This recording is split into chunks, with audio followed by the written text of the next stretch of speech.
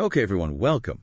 Today we're doing a deep dive into something really significant, NAIDOC Week. And this isn't just, another week on the calendar. It's a hugely important cultural event here in Australia. Absolutely. It honors the history, the culture, the massive achievements of Aboriginal and Torres Strait Islander peoples. And it really serves as this national moment for, reflection and action towards reconciliation. That's spot on. It happens every year, first full week of July. And its importance, it really goes beyond First Nations communities. It's for all Australians, really, anyone committed to a more inclusive future. And the story behind it, how it went from protest to this huge celebration. It's quite something. Yeah, that journey sounds fascinating. So, okay, our mission today, let's unpack NAIDOC Week. We want to look at its origins, maybe some surprising ones, how it celebrates culture so vibrantly, and crucially, its role in Australia's future, especially with the 2025 theme coming up. So, where did it actually start? You mentioned protest, which might surprise some people. Yeah, it definitely can, because today we see these amazing celebrations, right? But the roots, they're deep in 20th century Aboriginal leadership. Yeah. And resistance. Resistance. Exactly. The key moment, you could say, was the 1938 Day of Mourning. Okay. This was held on the 150th anniversary of the First Fleet's arrival, so the start of colonization. And it wasn't a celebration at all. It was a direct protest, led by incredible activists like William Cooper, Jack Patton. They were challenging the whole national story, basically. And that powerful act, that Day of Mourning, it evolved. It became these annual observances and eventually grew into the National Aborigines and Islanders Day Observance Committee, NAIDOC. It really expanded in the 70s. That's quite an evolution. From a day of mourning, a protest, to this week-long focus on, celebrating culture. How does it manage that today, balancing the history with the celebration? Well, that's the beauty of it, in a way. It holds both.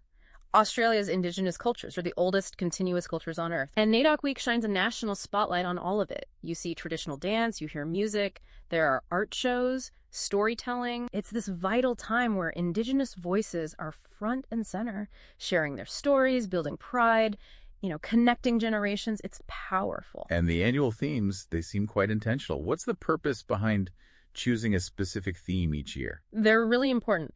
The National NAIDOC Committee chooses them to focus attention on key issues like calls to action. Okay. So for 2025, the theme is the next generation, strength, vision, and legacy. Strength, vision, and legacy. Yeah, and this is significant because 2025 marks 50 years of NAIDOC elevating Indigenous voices. So the theme points towards independence, self-determination for the next generation, but grounded in the wisdom of elders. It's about looking forward, standing on that strong foundation. That forward look makes me think about truth-telling. It's such a vital part of reconciliation, but often difficult. How does NAIDOC Week create space for that? It's crucial. NAIDOC provides spaces to, frankly, confront the impacts of colonization. We're talking dispossession, the stolen generations, which is just heartbreaking history massacres. Difficult truths. Very difficult, but necessary.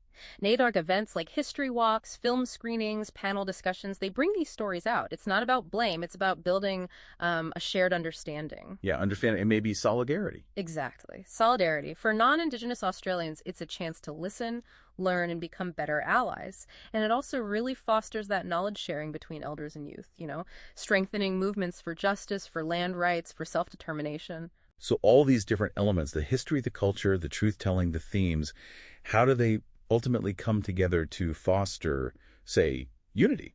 Through connection, really. Events like smoking ceremonies, flag raisings, community discussions, they bring people together.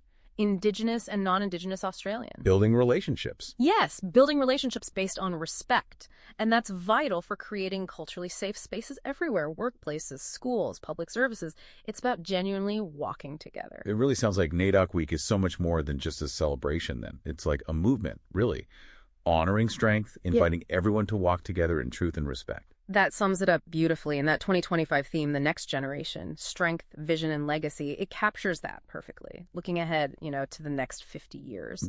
Grounded in the strength of elders, inspired by a shared vision, NAIDOC Week is this powerful reminder every year of what we can achieve when we truly listen, celebrate diversity, and center Indigenous leadership. A powerful reminder indeed. So maybe the final thought for you listening is this. What role will you play in fostering that strength, vision, and legacy for the next generation of NAIDOC? And what could that mean for Australia's shared future?